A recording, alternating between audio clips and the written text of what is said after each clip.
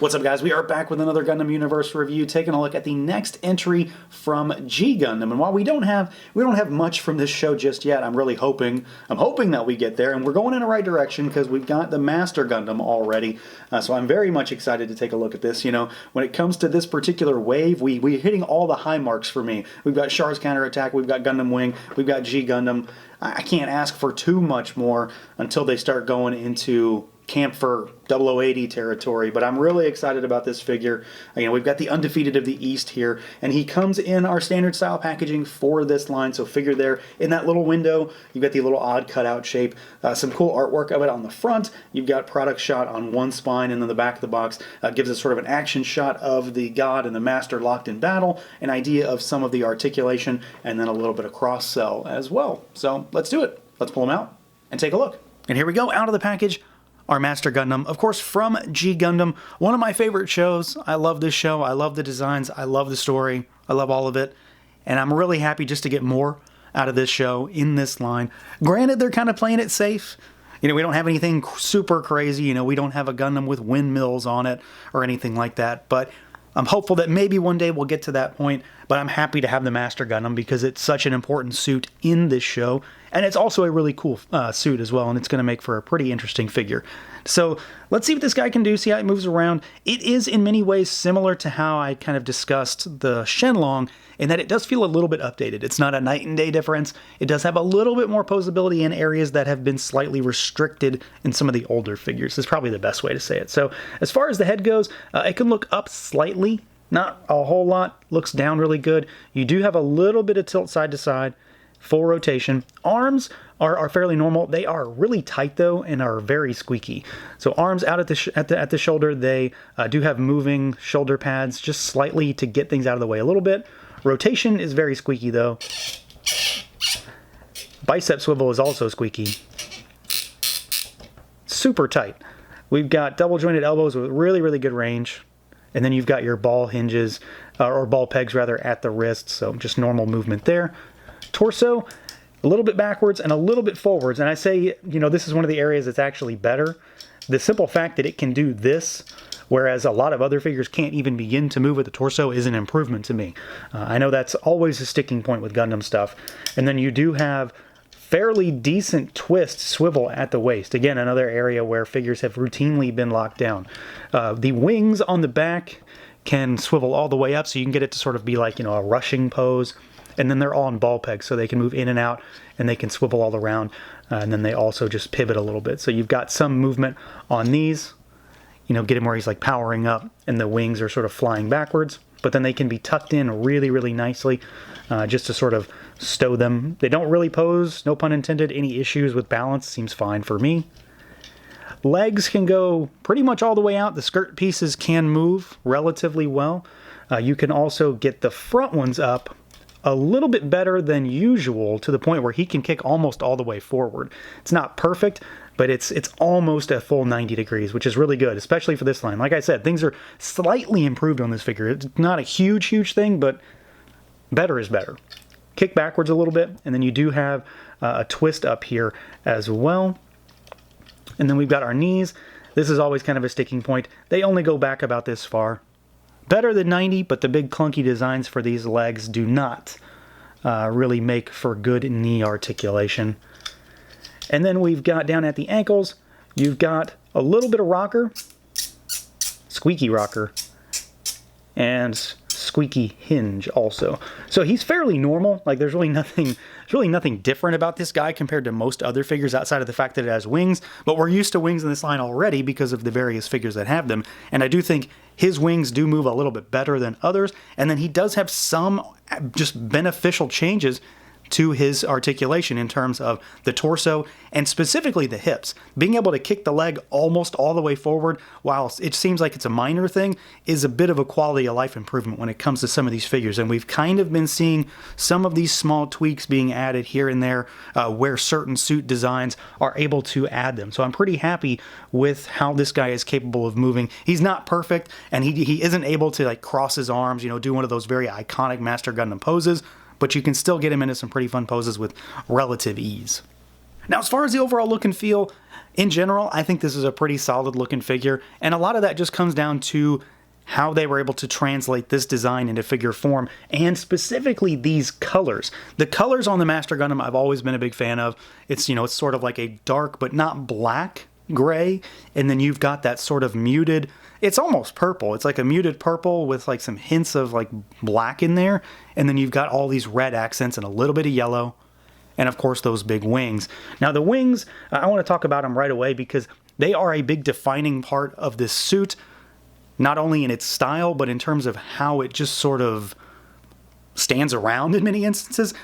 This thing is not capable of having the wing cape thing that he uses in the show, which I would love to see that, but it's just not going to happen at this size and price point.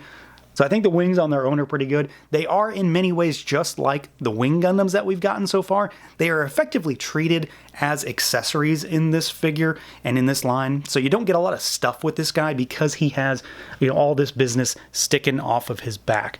Thankfully, though, I think they do look really good and they move really, really well. Very easy to move, very easy to pose, all of that kind of stuff. So they look good and they are relatively functional also.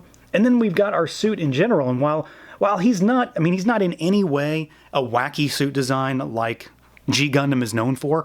This is easily one of the first suits I think of when I think of G. The Master Gundam is an iconic suit, and I think it's translated to figure form really well here. He is very menacing, very, very evil looking. The massive, V for the head, whatever you want to call the head design, is super striking, and it's very accentuated here. I think it looks great. It's a very different head design, very different style.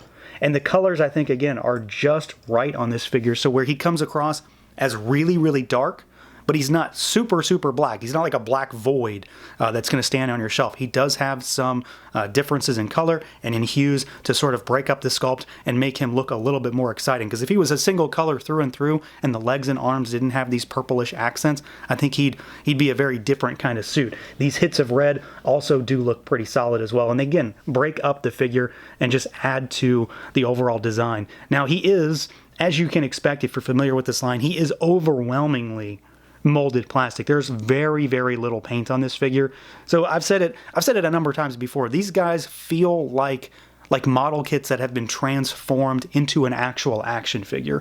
And I think this instance of a figure is probably a good example of that because there is so little paint.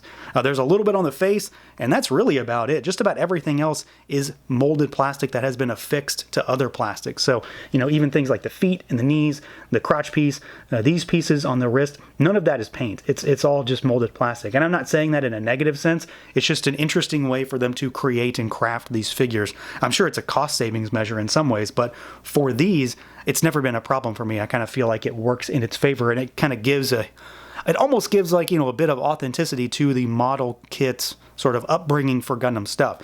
So it kind of bridges that gap almost. It's very model kit-esque, but you don't have to build it, and it's very familiar when it comes to its overall look and feel. But I think they really did a solid job with the Master Gundam. He's going to stand out next to the other figures because of his color scheme, and then he's going to stand out next to the God Gundam in particular when you get them posed up and have them, you know, duking it out on your shelf. And then as far as accessories goes, you know, I've already mentioned he doesn't really come with a lot of stuff, and that's mostly because of the fact that he has wings. Just like the Wing Gundam doesn't have, a beam saber, he only gets the gun and the wings. Master Gundam doesn't really get a lot of stuff to show off some of his powers. Like, you don't get the fabric whip thing, the energy whip thing. There's nothing like that in this box. You don't get any way to make the wings out into the wing cape cloak that he wears, which frankly is one of the coolest things. We're certainly not getting a Funsaki in this box with him, but we do get some interchangeable hands, basically just like we get with the God Gundam. So we get, his energized, like, dark finger kind of hands, and you just pop these out and replace them, and you've got these like metallic purple hands, which I think look really good. They very much go with the burning finger hands that we got with the God Gundam, in that they're very metallic as well, because there's no like translucent stuff in this line. It's all metallic paint or metallic finish, and these hands do stand out against the purple on the figure as well. So he doesn't come with a lot of stuff, and there's I could rattle off a whole list of things I would love to see with this figure. So there's definitely, something to be desired when it comes to getting more stuff with some of these figures.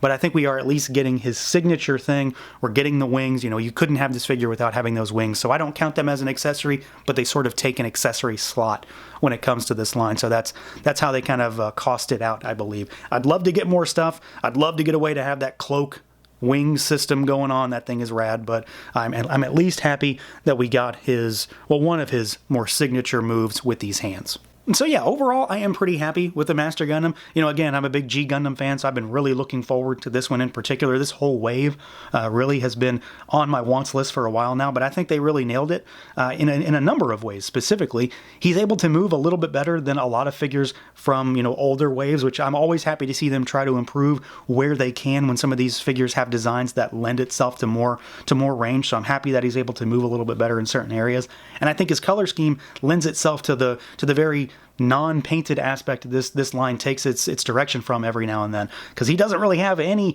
paint on the majority of the figure, and it still works pretty well because all of his colors are so very solid and similar at the same time. That dark purple really plays off of that dark gray really nicely. The only downside for this figure for me ultimately is that he doesn't have a lot of accessories. There's a whole list of things I would love to have seen.